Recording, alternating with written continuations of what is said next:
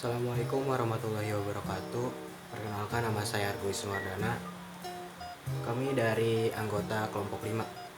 Di anggota kelompok 5 ada saya sendiri, Argo Wisnuwardana, ada Ganes Wisnu Cahaya B, ada Khairunisa Hamidah, Kris Adiwinata, Mentari Hasibuhan, dan Muhammad Rangga Aditya.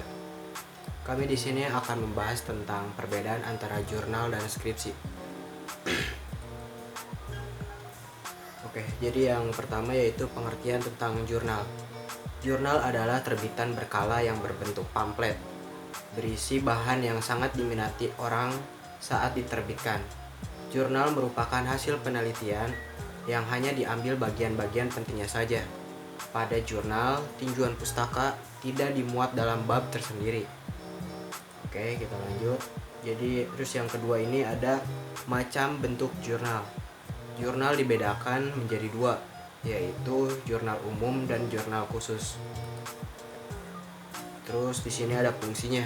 Fungsi jurnal ada 4, yaitu fungsi penting dalam jurnal, yaitu ada fungsi historis, terus ada fungsi mencatat, lalu fungsi instruksi, dan juga fungsi informatif.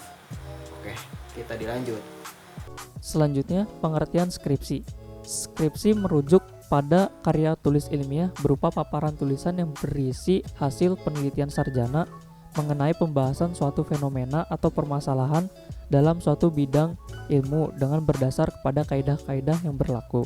Skripsi merupakan istilah yang digunakan di Indonesia yang ditujukan pada karya ilmiah wajib yang disusun oleh mahasiswa, digunakan sebagai persyaratan gelar akademis atau kualifikasi profesional yang menyajikan penelitian dan temuan penulis yang bertujuan untuk melatih mahasiswa menerapkan pengetahuan melalui suatu pemecahan masalah yang berkaitan dengan bidang ilmunya. Karakteristik jurnal dan skripsi. Karakteristik jurnal. A. Logis, yang artinya penjelasan dari data dan informasi yang masuk ke dalam logika pemikiran kebenaran ilmu. B. Objektif, yang artinya data dan informasi sesuai dengan fakta kebenarannya. C. Sistematis, yang artinya sumber data dan informasi yang diperoleh dari hasil kajian dengan mengikuti urutan pola pikir yang konsisten. D. Andal, yang artinya data dan informasi telah teruji masih memungkinkan untuk terus diteliti ulang. E. Desain, yang artinya terencanakan dan memiliki rancangan yang baik. F. Akumulatif, yang artinya kumpulan dari berbagai sumber yang diakui kebenaran dan keberadaannya serta memberikan kontribusi bagi iptek yang sedang berkembang. Sekian dari saya, selanjutnya akan dilanjutkan oleh rekan saya. Karakteristik dari skripsi. Yang pertama, skripsi merupakan karya ilmiah sehingga diperlukan metode ilmiah dalam penelitiannya. Yang kedua, laporan tertulis dari hasil penelitian mahasiswa terhadap salah satu aspek kehidupan masyarakat maupun makhluk hidup. Yang ketiga, hasil penelitian dikaji berdasarkan fenomena yang terdapat di dalam masyarakat dan relevan dengan penelitian-penelitian yang dilaksanakan sebelumnya. Yang keempat, di dalam bidang pendidikan, skripsi ditujukan untuk eksplorasi dan pemecahan masalah pendidikan. Namun, dalam bidang non-pendidikan, skripsi ditujukan untuk pemecahan masalah keilmuan yang sesuai dengan bidang program studi. Yang kelima, ditulis menggunakan bahasa Indonesia yang baku, baik, dan benar menurut ejaan yang disempurnakan. Kemudian ada sistem penyusunan jurnal dan skripsi. Sistem penyusunan di dalam jurnal yang pertama ada judul.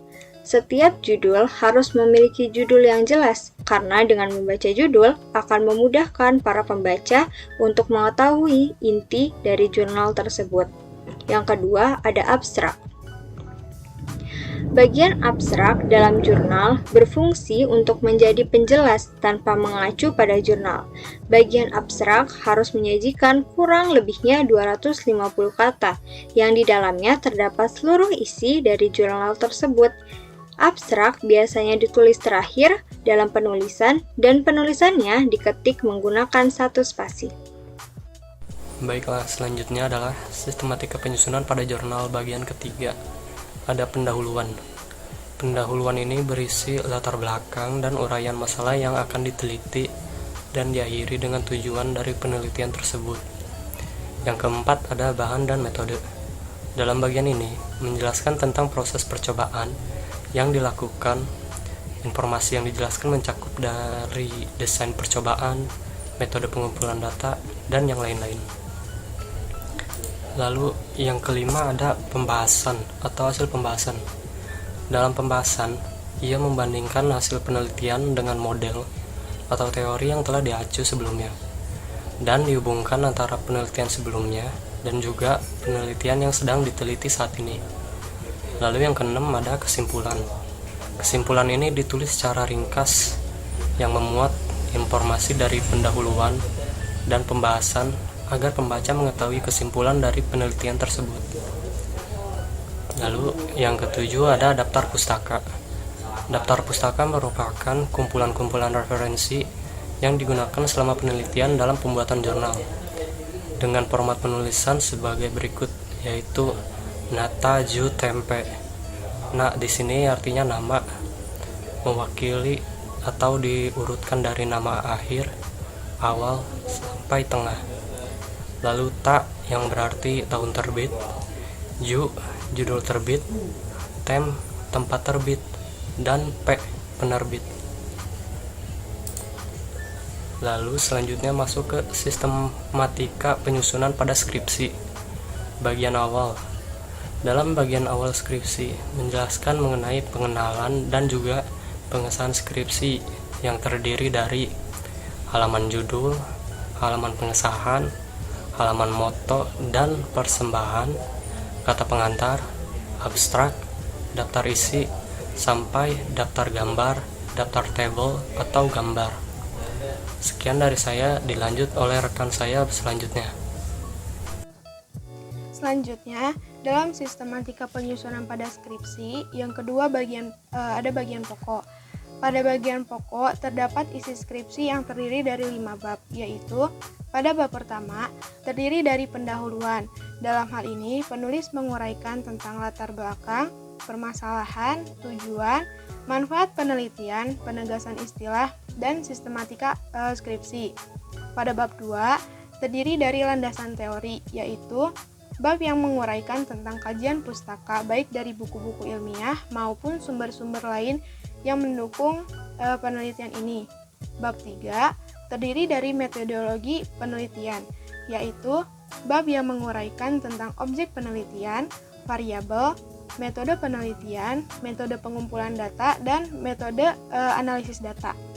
Pada bab 4 terdiri dari hasil penelitian dan pembahasan, yaitu bab yang menguraikan tentang hasil penelitian dan pembahasan dari data yang telah diperoleh. Bab 5 terdiri dari simpulan dan saran, yaitu bab yang berisi simpulan, hasil, dan saran dari hasil penelitian. Lalu yang ketiga, ada bagian akhir. Pada bagian akhir adalah penutup dari skripsi, yang terdiri dari daftar pustaka dan lampiran. Dalam daftar pustaka berisi tentang susunan sumber atau rujukan yang dipakai dalam penulisan skripsi. Dalam lampiran berisi tentang data tambahan, misalnya biografi penulis, novel sumber data penelitian, atau hasil kuesioner dalam tabel. Baik, materi selanjutnya akan menjelaskan perbedaan skripsi dan jurnal. Skripsi sendiri adalah istilah yang digunakan di Indonesia untuk mengilustrasikan suatu karya tulis ilmiah berupa paparan tulisan hasil penelitian sarjana S1 yang membahas suatu permasalahan dalam bidang ilmu tertentu dengan menggunakan kaidah-kaidah yang berlaku.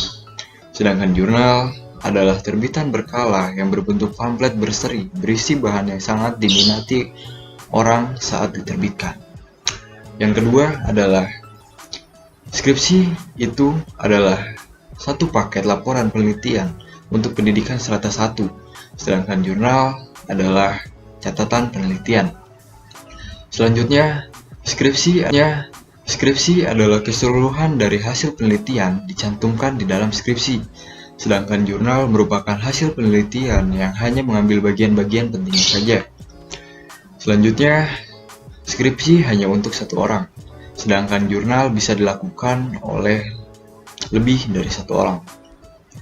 Selanjutnya, skripsi penulisannya terbagi dalam beberapa bab, sedangkan jurnal penulisannya tidak memiliki bab.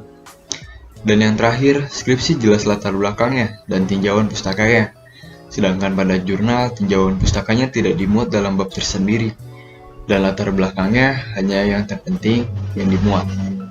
Mungkin itu saja dari kelompok kami, mohon maaf jika ada kekurangan. Wassalamualaikum warahmatullahi wabarakatuh.